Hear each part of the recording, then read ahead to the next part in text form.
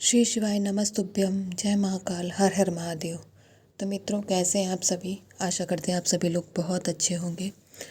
मित्रों, आज है 10 जनवरी और आज बहुत ही विशेष दिन है, क्योंकि आज है पुत्रदा एकादशी का बहुत ही प्यारा सा दिन है। आज हमारी माताएं बहनें जिनके बच्चे हैं वह, और जिनके बच्चे नहीं, वह अपने बच्चों की प्राप्ति हेतु आज पुत्रदा एकादशी का व्रत करती हैं, महादेव जी की सेवा करती हैं, पूजा अर्चना करती हैं।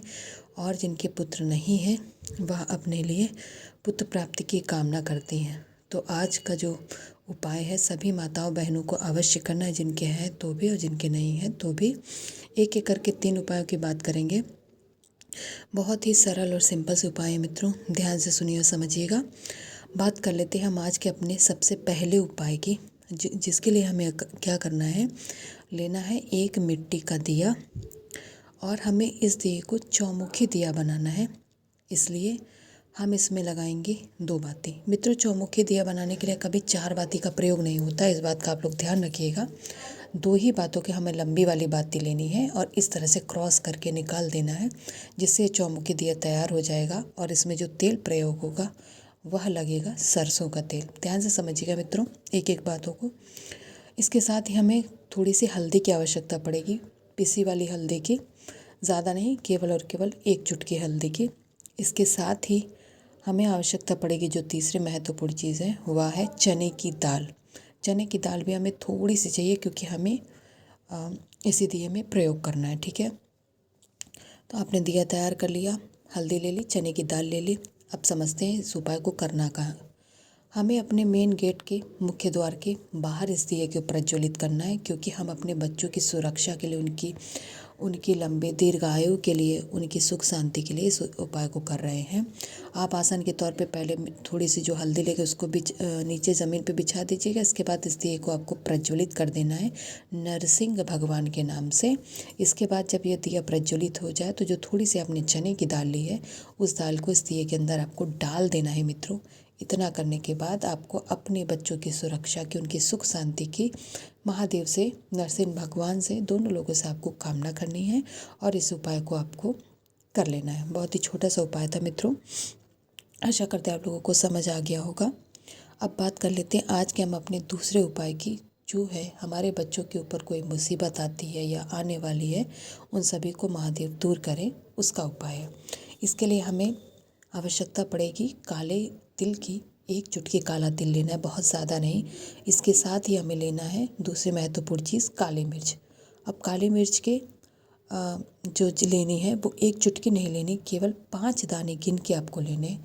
इन दोनों चीज़ों को लेके जिस व्यक्ति के लिए आप ये उपाय कर रहे हैं, अगर वो आपका बच्चा है तो उस बच्चे के ऊपर से, सर से आपको घड़ी के दिशा की, सुइयों की दिशा में आपको 21 बार उतार लेना है मित्रों। ध्यान से समझिएगा, 21 बार उतार लेंगे। और अगर कोई माता बहन भाई अपने लिए यह उपाय कर रहे हैं तो यही काला तिल और काली मिर्च लेके आपको अपने ऊपर से 7 बार उतार लेना है। समझ गए?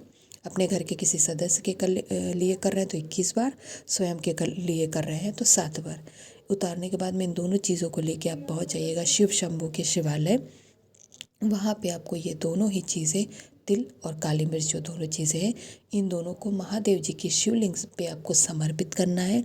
लेकिन मित्रों, किस नाम से? चंपेश्वर महादेव के नाम से आप तिल और काली मिर्च को समर्पित कर दीजिएगा मित्रों।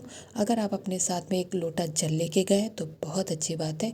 इन्हें समर्पित करने के बाद में आप वो 1 लोटा जल भी महादेव जी की शिवलिंग के ऊपर से श्री शिवाय नमस्तुभ्यम मंत्र का जाप करते हुए समर्पित कर दीजिएगा मित्रों।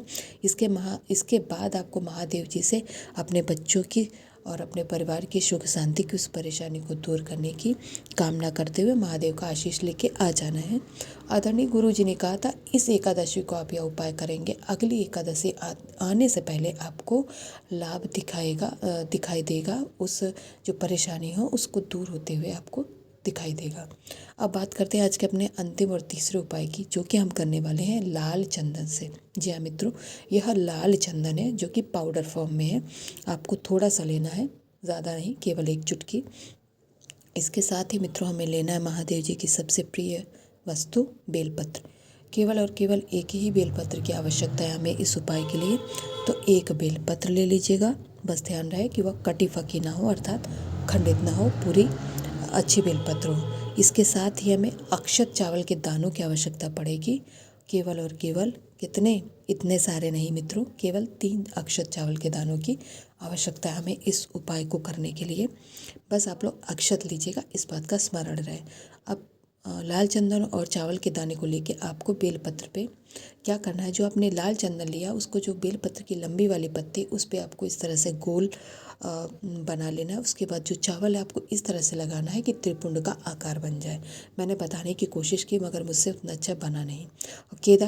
केदारेश्वर महादेव के नाम से आपको यह कार्य करना है। इसके बाद 1 लोटा जल और यह बेलपत्र लेके आप पहुंच जाएंगे कहाँ, शिव शंभू के मंदिर में, महादेव जी के पास। ठीक है, वहाँ पहुँचने के बाद जो आपने यह बेलपत्र त्रिपुंड वाली तैयार की है, इस बेलपत्र को आपको माता सुख सुंदरी के स्थान पे समर्पित कर देना है, कुंदकेश्वर महादेव के नाम से। फिर से सुन लीजिए मित्रों, कुंदकेश्वर महादेव के नाम से आप इसको यहाँ पे समर्पित करेंगे।